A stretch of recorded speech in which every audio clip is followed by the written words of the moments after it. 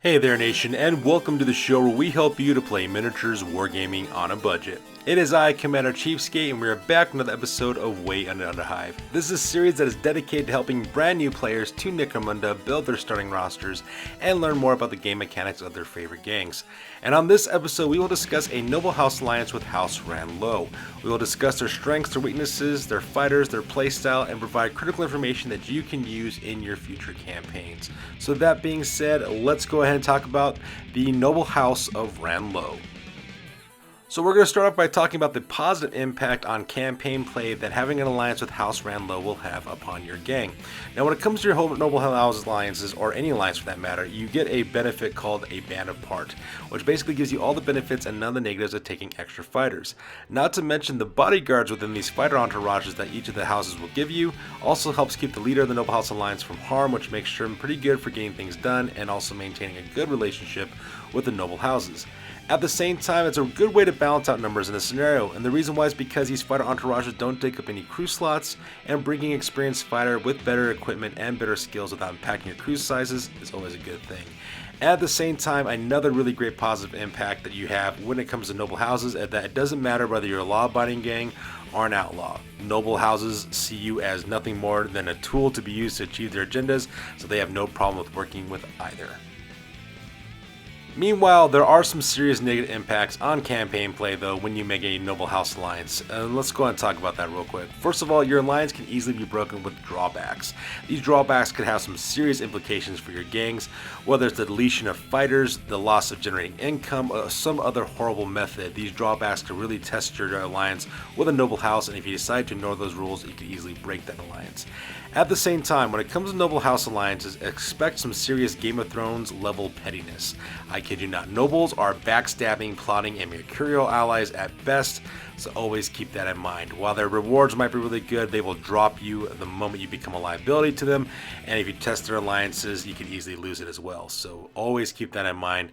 And the best way that I usually recommend you do is you take a look at the rewards and the risks involved with making this alliance, as well as their positive negatives, weigh out which one means more important to you, and then of course act accordingly. So that being said, let's go ahead and talk about the tactical and strategic assets of an alliance with the Noble House of Ranlo. So when we look at the assets that a Noble House alliance with House Ranlo will make for you, we take a look at two types of assets. We have tactical assets and strategic assets. Tactical assets are game mechanics that affect individuals or combat on the battlefield. So these are things you're going to be seeing taking place on the tabletop every single time you commit your gang to combat, and these are the tactical assets it provides. Meanwhile, you also have what's known as strategic assets, and strategic assets are game mechanics that impact a gang during the course of a campaign. So these are things like affecting your reputation, territory, income, that sort of thing. Now when it comes to House Ranlo, tactically speaking, it's pretty mediocre in their assets. Their fighters are decent, but there's nothing really earth-shattering about them. But on that being said, the reason why you're making a Noble House alliance with House Ranlo isn't for their tactical abilities. What you're really taking them for is their strategic abilities, because House Ranlo is a potential gold mine. You can earn an additional plus 4d6 times 10 credits per battle. That's right, I said 4d6 times 10 credits, alright? Which basically means you can make up to, 240 credits per battle that you actually field these guys in. So that's nothing to slouch about. And that's the reason why you take these guys, is because of the effect that you can make so much money when you actually have an alliance with these guys. And that's the reason why you basically take them.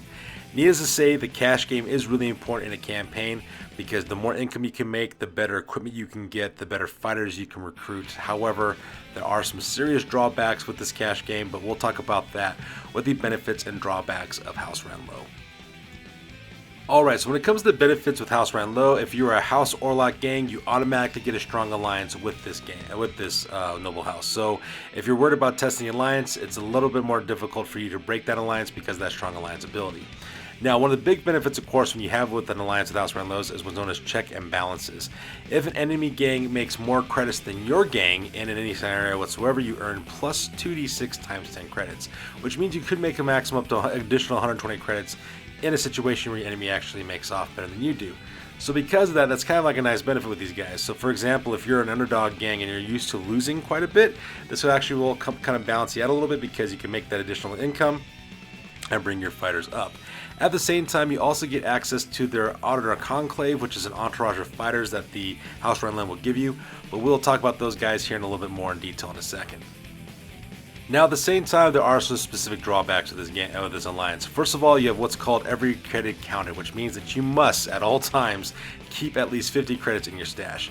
If you actually drop below 50 credits, you automatically get to test out the alliance. So that's something you got to worry about, because let's face it, we all have those situations where emergencies pop up in a campaign and we have to use every single credit in order to make our gang survive.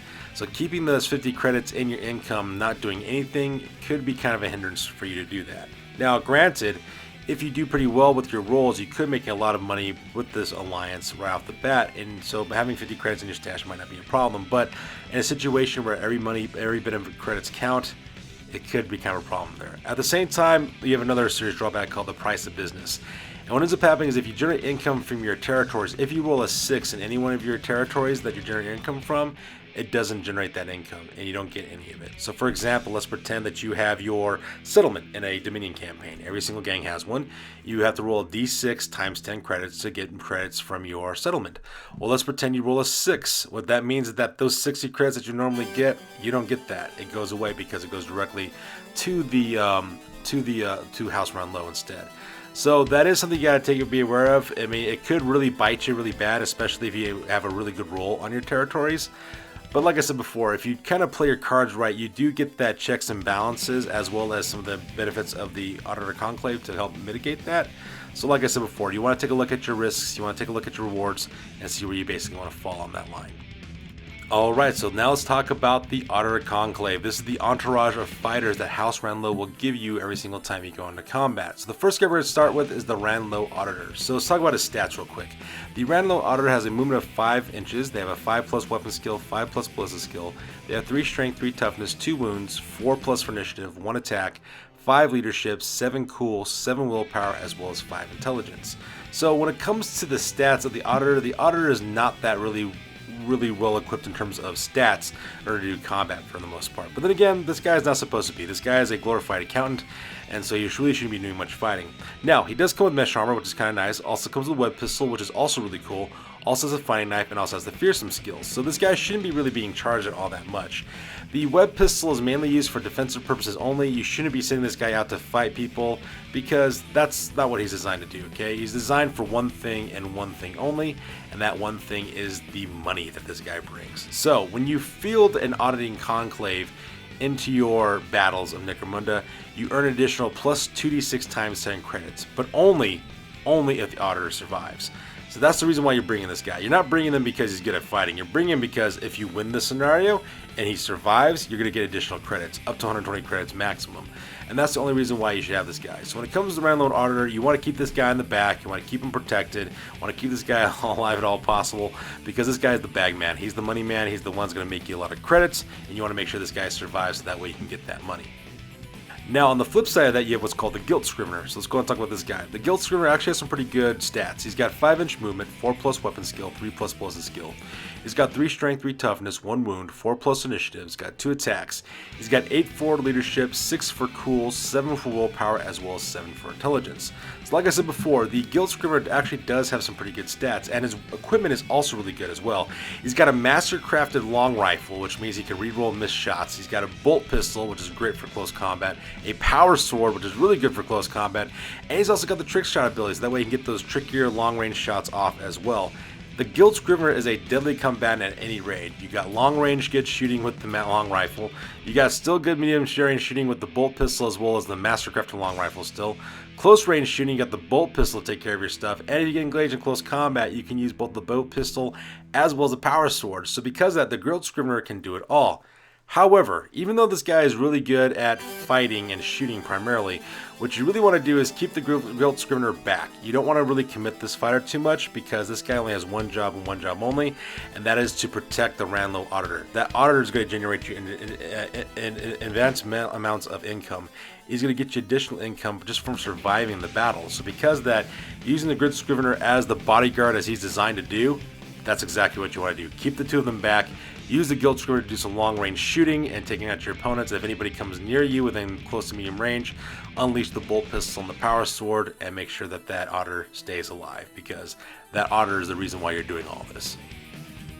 So when it comes to the conclusion, House Renlo is considered a mid-tier alliance is what I would actually say for these guys. The reason why is because while the strategic advantage of such an alliance is really powerful, they do have pretty mediocre tactical assets, and the drawbacks can be a major pain, especially if you have some really high value territories, and if you roll really well, you could not get income from them if you roll a 6 on that part. So because that's why I would rank it as a mid-tier alliance.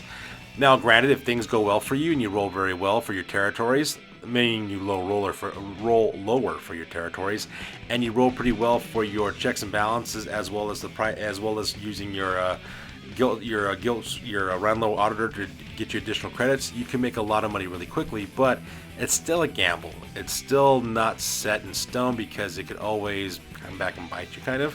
So because that, if you're a gambler and you feel like I want to give it a go, then by all means go and do so, because you can make a lot of credits with House Renlo as well. So that is something to keep in mind. And of course, if you're an outlaw gang and you're looking for a way to make some really good income, this would actually be a really good alliance for you to make, because you can't take the Guild of Coin, for example, as an alliance. You can't do that because you're an outlaw gang. So this would be a nice way for you to generate income for yourself as well. So there you guys have it. This is our overall impressions about making a Noble House alliance with House Renlo. As always, please feel free to like, comment, and or subscribe. Your guys' input is invaluable to us as always. Also check us out on Facebook, Instagram, as well as blogger.com for all the latest greatest hobby news related to this channel. That's good for listening, you guys. We'll catch you guys next one. Peace out and stay classy.